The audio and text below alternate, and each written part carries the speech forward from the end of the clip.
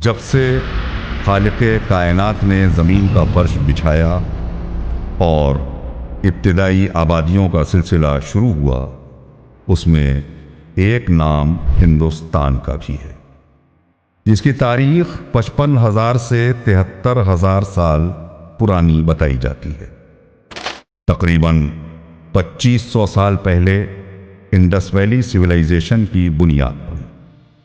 بادشاہت کا آغاز موریہ امپائر سے ہوا، جس کے بانی چندر گپت موریہ تھے، جو 350 قبل مسیح میں پاٹلی پتر میں پیدا ہوئے اور 268 قبل مسیح میں اس کے تیسرے حکمراں اشوک نے، جو اشوکا دی گریٹ کے نام سے مشہور ہیں، یہاں سب سے بڑی حکومت قائم کی اور یہیں سے متحدہ ہندوستان کا تصور دیا۔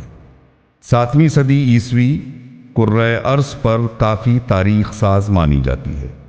شاید اس کا سبب یہ ہو کہ سن 670 عیسوی میں جناب رسالت مآب حضرت محمد مصطفیٰ صلی اللہ علیہ وآلہ وسلم کے نور کو مجسم ہونا تھا اور رحمت للعالمین کو تشریف لانا تھا۔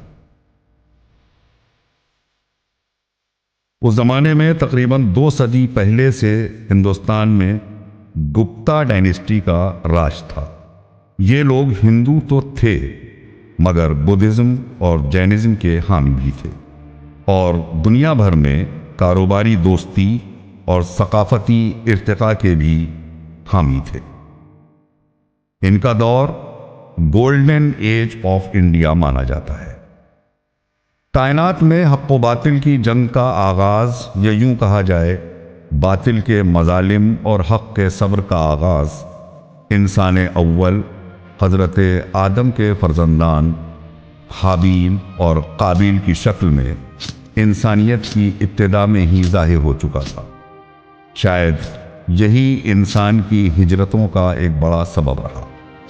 ظالم اپنی ہوس کی تسکین کے لیے اور مظلوم اپنی امان کے لیے ہجرتیں کرتے رہے، حکومتیں بنتی رہیں، بہت سارے ممالک وجود میں آئے، ریاستیں بنیں، زمانے وجود میں آئیں اور ایک دین ہزاروں لاکھوں ادیان میں بٹ گئے۔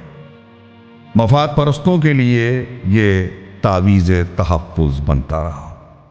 جناب شہریار صاحب فرماتے ہیں کہ دشت کی اڑتی ہوئی ریت پا لکھ دیتے ہیں لوگ، یہ زمیں میری، یہ دیوار، یہ در میرا ہے۔ جناب رسالت مآب صلی اللہ علیہ وآلہ وسلم نے ملوکیت، رنگ و نسل، خود ساختہ خداؤں کی پرستش، رسموں میں جکڑی ہوئی فکروں، نسلی دشمنی، تکبر اور انا پرستی سے ابھار کر کائنات کے سامنے ایک عادلانہ توحید پرست فکر کو خلق عظیم پر فائز ہو کر پیش کی، جس نے لاکھوں ذہنوں کو منقلب کر دیا۔ مگر بعض عرب کی جاہلیت میں ڈوبے ہوئے افراد، جن میں کچھ پہلو نشین بھی شامل تھے، آپ کے مشن کو قبول نہ کر سکے۔ یہاں تک کہ سرگوشیاں شروع ہوئیں، سازشوں کے کاروان لشکروں کی شکل اختیار کرنے لگے اور آپ کی ظاہری حیات کا چراغ گل ہوتے ہی سرگوشیاں شور و غل میں تبدیل ہو گئیں۔ یہاں تک کہ 60 برس گزرے تھے کہ دشت کربلا میں باطل کے شعلوں نے چمن مصطفیٰ کو شام غریباں کی راکھ میں تبدیل کر دیا اور اسی رسول کے چہیتے نواسے کو میں چند حق پسند افراد کے ہزاروں ظالموں نے لاکھوں تماشائیوں کی حمایت سے تہہ تیغ کر دیا۔ کائنات میں پہلی بار ظلم اور صبر کی سب سے ہولناک کشمکش دیکھی گئی۔ دیکھ لیں انسان کی پستی اور بلندی کی حدیں جب تصور لے گیا کرب و بلا کے سامنے۔ جس آواز محمد کو ظلم ایک بیابان میں دفن کر دینا چاہتا تھا، اسی محمد کی نواسی اسے شعلوں سے نکال لائی، خود بے ردا ہو گئی مگر اسلام کے تحفظ کی چادر بن گئی۔ حسین کی صدائے استغاثہ کوچہ و بازار میں عام کر گئی۔ انسانیت اس آواز کی سمت دوڑنے لگی، حسینیت کی بنا پڑنے لگی۔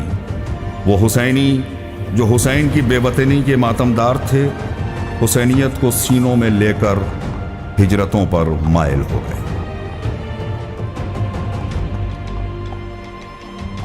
تقریباً 1000 مہینوں تک بنی امیہ کے مظالم کا شکار ہو کر اور پھر رسول اللہ صلی اللہ علیہ وآلہ وسلم اور حضرت علی کے چچا جناب عباس کی نسلیں، جنہوں نے انتقام حسین کے نام پر بنی امیہ کا خاتمہ تو کیا مگر بغض علی میں اور حکومت کے نشے میں انہیں بھی پیچھے چھوڑ دیا، اور سادات کے گھروں کی ایک بار پھر تاراجی شروع ہو گئی۔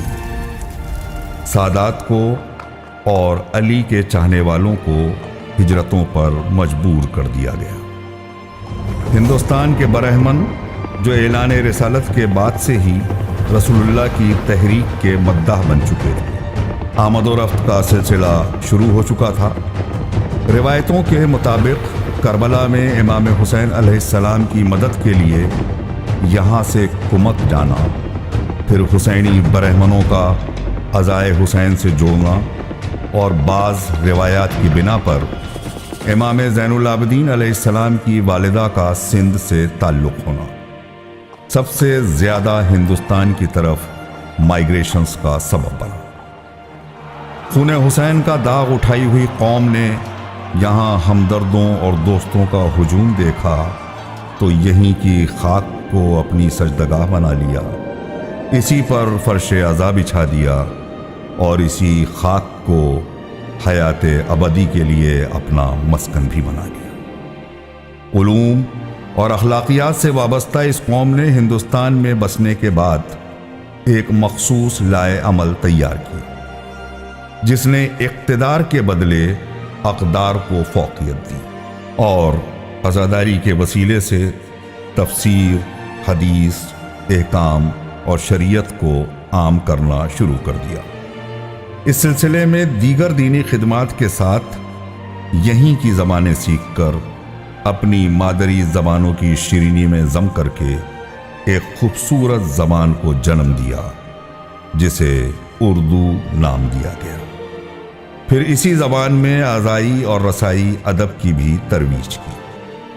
ہندوستان کو سونے کی چڑیا کہا جاتا تھا، اس لیے عرب ممالک سے بھی اسلام کا لبادہ اوڑھ کر نسلی فسادیوں اور مفاد پرستوں نے یہاں کا رخ کرنا ابتدائے اسلام سے ہی شروع کر دیا تھا۔ سن 711 عیسوی تک، یعنی تقریباً 74 برس، 15 الگ الگ مسلم کمانڈرز نے ہندوستان پر چڑھائی کی، جن میں حجاج ابن یوسف کا داماد اور قریبی عزیز محمد بن قاسم کا نام سر فہرست ہے۔ یہ حجاج ابن یوسف وہ تھا جو بغیر سادات کو زیر خنجر لائے دسترخوان پر نہ بیٹھتا تھا۔ محمد بن قاسم سندھ کے راستے، جہاں انڈس ویلی سویلائزیشن کی بنیاد پڑی تھی، ہندوستان میں داخل ہوا اور فساد برپا کرنا شروع کر دیا۔ یعنی سادات کے ساتھ ہی بنی امیہ کی آمد کا دور بھی ہندوستان میں ہو چکا تھا۔ ابتدائی عزاداری کی بنیاد بھی سندھ میں پڑی تھی۔ سن 1398 عیسوی میں ترک بادشاہ تیمور لنگ دہلی پہنچا اور اسی سال امام حسین کے روضے کی شبیہ بنائی۔ کہا جاتا ہے کہ اس کے لشکر میں ایک بڑی تعداد شیعوں کی تھی جو محرم میں کربلا جانا چاہتے تھے، اور ادھر جنگ اپنے شباب پر تھی، تو تیمور نے ان کی تسکین کے لیے روضہ امام حسین علیہ السلام کی شبیہ بنوائی تاکہ یہ لوگ یہیں پر زیارت کر سکیں، آج جسے ہم تعزیہ کہتے ہیں۔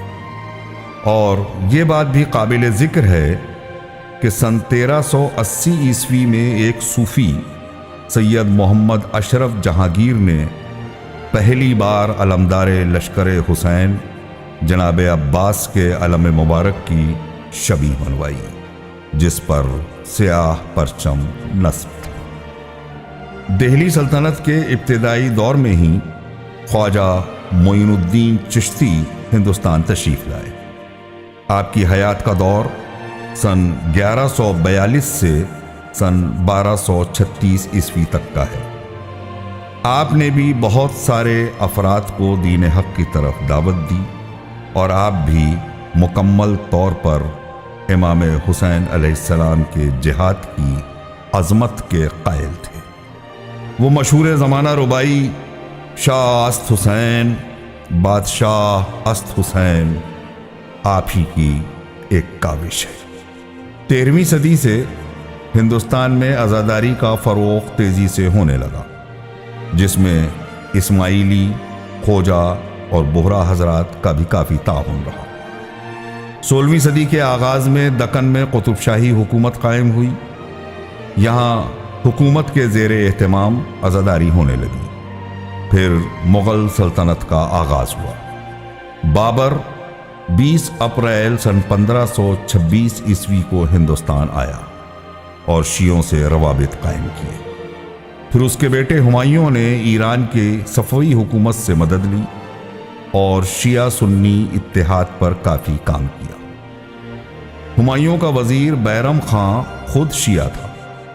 ہمایوں کے بیٹے اکبر نے 14 برس کی عمر میں تخت سنبھالا اور تقریباً 50 برس ہندوستان پر حکومت کی۔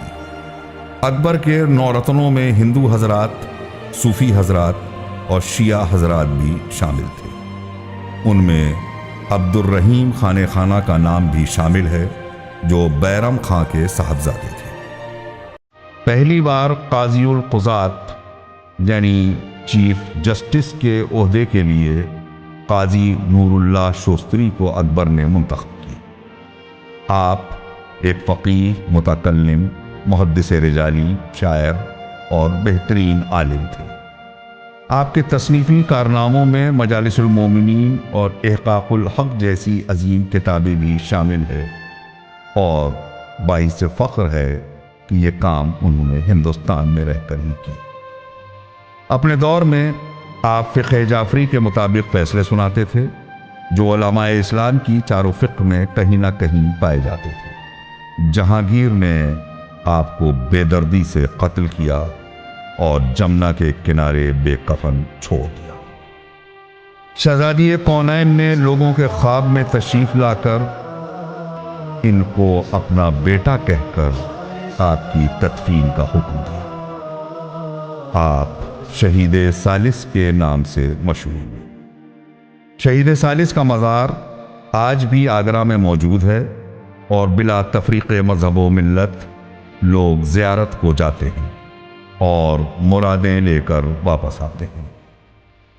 سن 1680 سے سن 1859 عیسوی تک نوابین اودھ کا سنہری دور شروع ہوا، اور ادھر بنگال میں حیدر علی اور میسور میں ٹیپو سلطان کی حکومت میں عزاداری حکومتی پیمانے پر ہونے لگی۔ بڑے بڑے اوقاف عزاداری کے لیے بنائے گئے، روزوں کی شبیہیں، کربلائیں، بڑے بڑے امام باڑے اور مساجد کی تعمیر کا سلسلہ شروع ہوا۔ میر سید علی ہمدانی، جو صوفی مسلک سے تعلق رکھتے تھے، کشمیر میں مقیم ہوئے۔ آپ نے قدیم ہندوستانی زبان سنسکرت اور فارسی میں مرثیے لکھے، اور پہلا مرثیہ سن 822 ہجری میں منظر عام پر آیا۔ یہاں ہندو مہاراجاؤں کا ذکر اگر نہ کیا جائے تو ناانصافی ہوگی۔ مراٹھا حکمراں بڑودہ میں گائیکواڑ، اندور کے ہولکرز، رانی جھانسی، ساہو جی کولاپوری اور سندھیا خاندان نے عزاداری کو کافی فروغ دیا اور حکومتی پیمانے کے اوپر عزاداری کروائی۔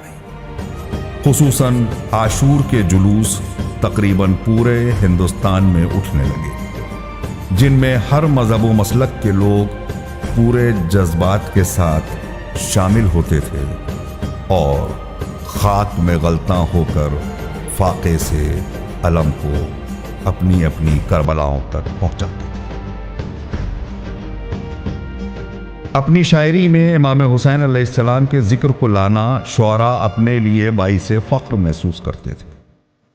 19ویں صدی کے آغاز سے ہی اردو اشعار اور مراثی کو کمال حاصل ہونا شروع ہو گیا. مرزا غالب سے لے کر مومن، غلام حمدانی، بہادر شاہ ظفر، امین مینائی جیسے شعراء ان میں سے قابل ذکر ہیں.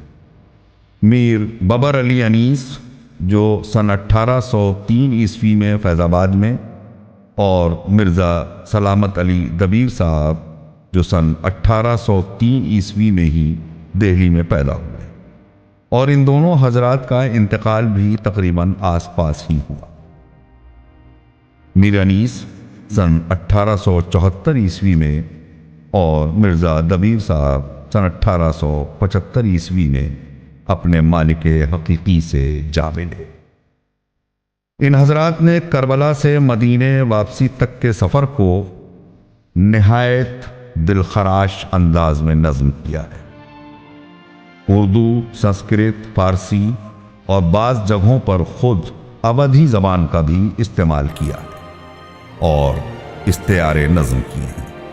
جیسے میر انیس علی اللہ مقامہ ایک جگہ فرماتے ہیں: اپنے دکھوں میں آیا جو شبیر کا خیال، شکوہ تڑپ کے شکر میں تبدیل ہو گیا. ہر غم میں کربلا نے سہارا دیا ہمیں، ہر غم غم حسین میں تبدیل ہو گیا. یا جیسے سرے حسین گیا شام میں بوقت سحر، ہوا یہ شور کہ نیزے پہ آفتاب آیا. مرزا دبیر صاحب جناب شہزادی کی کربلا آمد کی کچھ یوں عکاسی کرتے ہیں: حالت تھی غیر بنت رسالت پناہ کی، بالوں سے جھاڑتی تھی زمین قتل گاہ کی. علامہ اقبال امام حسین سے روشنی لے کر ملت کی شیرازہ بندی کرنا چاہتے تھے. اللہ سے کرے دور تو تعلیم بھی فتنہ، املاک بھی، اولاد بھی، جاگیر بھی فتنہ. ناحق کے لیے اٹھے تو شمشیر بھی فتنہ، شمشیر ہی کیا نعرہ تکبیر بھی فتنہ. بر صغیر میں آزادی کی تحریک میں شریک مولانا محمد علی جوہر سے لے کر گاندھی جی تک ہر ایک نے نظم یا نثر میں کربلا شناسی کا ذکر کیا ہے اور امام حسین علیہ السلام کو اپنا آئیڈیل تسلیم کیا ہے. حضرت جوش ملیح آبادی نے تو ہر دھڑکتے ہوئے دل کو حسینی اقدار سے درس لینے کی تدبیر سجھائی ہے. حسین اور انقلاب کے عنوان سے تو پورا مرثیہ ہی نظم کر ڈالا. اس کے ہر مصرے میں ایک پیغام نظر آتا ہے: وہ اہل حق کی تشنہ دہاں مختصر سپاہ، باطل کا وہ ہجوم کہ اللہ کی پناہ. وہ ظلمتوں کے دام میں زہرا کے مہر و ماہ، تارے وہ فرط غم سے جھکائے ہوئے نگاہ.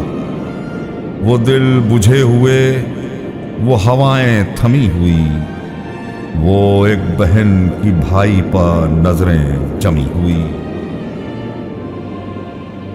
ایک طرف یہ مظلومیت کی جھلک اور دوسری طرف امام حسین کا اپنے اصحاب سے انہیں تنہا چھوڑ جانے کی اجازت دینا، اور اس پر انصاران امام حسین علیہ السلام کا جواب ہر دور کی نسل کے لیے ایک مشعل راہ ہے. کیا آپ کا خیال ہے یہ شاہ ذی حشم، ہم ہیں اسیر سود و زیاں، سید کیف و کم. خود دیکھ لیجئے گا کہ گاڑیں گے جب قدم، ہٹنا تو کیا ہلیں گے نہ دشتے وغا سے ہم. پتلے ہیں ہم حدید کے، پیکر ہیں سنگ کے، انسان نہیں پہاڑ ہیں میدان جنگ کے۔ 20ویں صدی میں تو عزاداری اپنے عروج پر پہنچ چکی تھی۔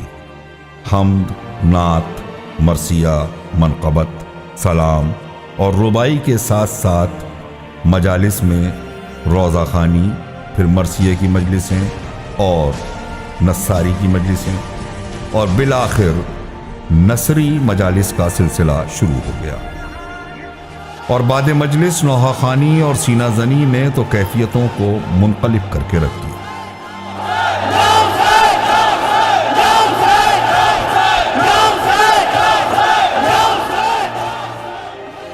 حکیم زاہد حسین کی تصنیف سفینۃ البکا فی مصائب الشہداء، جو سن 1919 اور 1920 عیسوی میں تقریباً 240 صفحات پر مشتمل کتاب ہے، اس کا اردو میں ترجمہ جو فضل علی فضل نے کربل کتھا کے عنوان سے کیا۔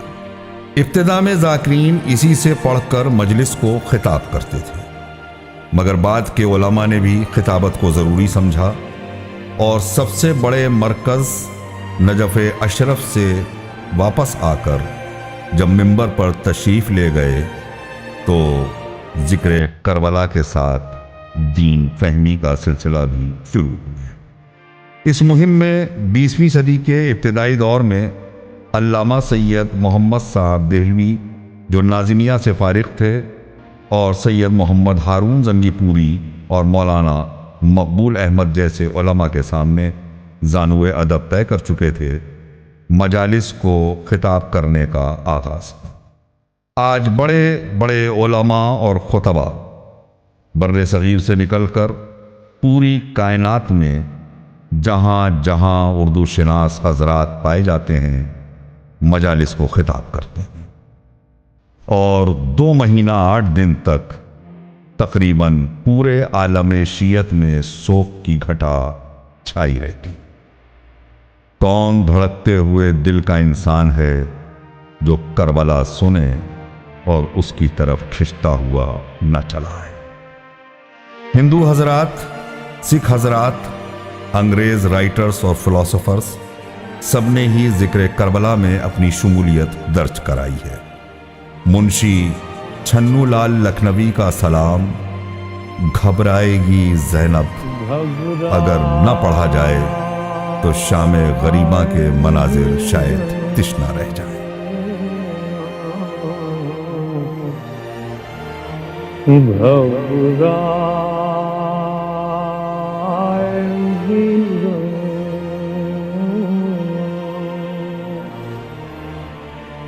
جناب راجندر کمار صاحب فرماتے ہیں کہ اس قدر رویا میں سن کے داستان کربلا، میں تو ہندو ہی رہا، آنکھیں حسینی ہو گئیں۔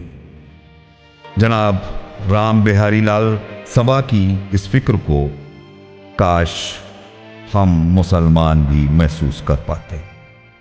کربلا میں ایک بہانہ تھا حسین ابن علی، لینے والے نے لیا تھا امتحان مصطفیٰ۔